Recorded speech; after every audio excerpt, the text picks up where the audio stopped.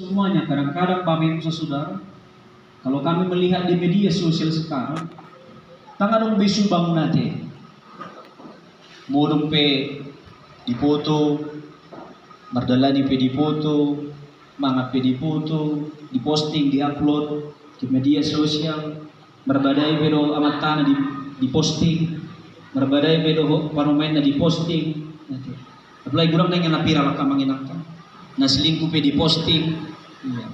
Apalagi Pak Gabriel nanti video rambut ya deh. Itu Bapak Ibu Saudara. Tapi dalam firman Tuhan kita kali ini, apakah kita pernah merasakan yang namanya fitnah? Hiaro ka manginang jolma maka tidak pun hata nasudutu mararupuk kamu. Hiaro dialami, pernahkah kita mengalami yang namanya kata fitnah? Kalau fitnah itu lebih besar dari pembunuhan. Kenapa dikatakan seperti itu? Karena memang fitnah itu adalah mengatakan sesuatu terhadap orang lain tapi tidak dengan sebenarnya. Artinya fitnah juga adalah menuduh seseorang dengan yang tidak sebenarnya dan mencemarkan nama baik, dan lebih sering dikatakan adalah pembunuhan karakter.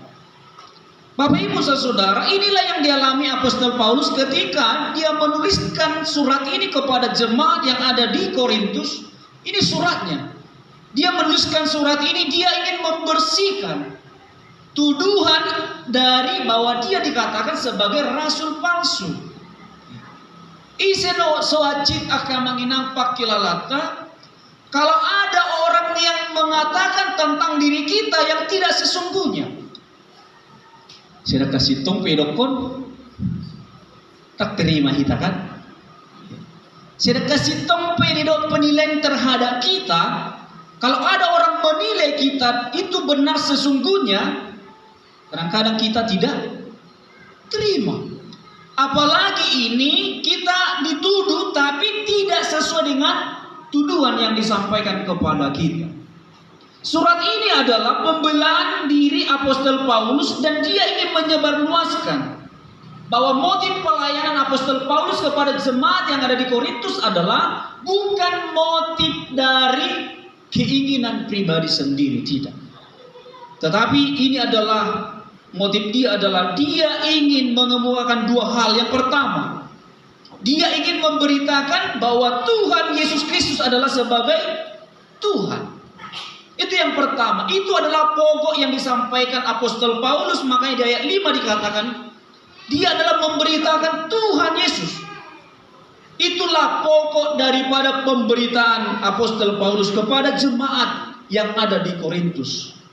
Dan yang kedua adalah Apostol Paulus tidak memuliakan diri sendiri, tetapi Tuhan yang dimuliakan dalam setiap pelayanan, setiap pemberitaan Injil yang disampaikan oleh Apostol Paulus.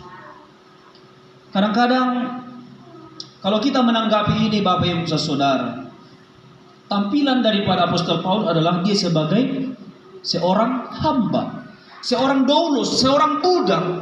Artinya karakter budak, seorang hamba yang mau dia diperhambakan oleh Tuhan kita Yesus Kristus. Itulah karakter daripada seorang pelayan di tengah-tengah pelayan Apostol Paulus. Bagaimana dengan kita saudara-saudara? Baru kita nuaing akan mengina adik kami PNB. Dalam postinganmu yang kau upload dalam media sosial,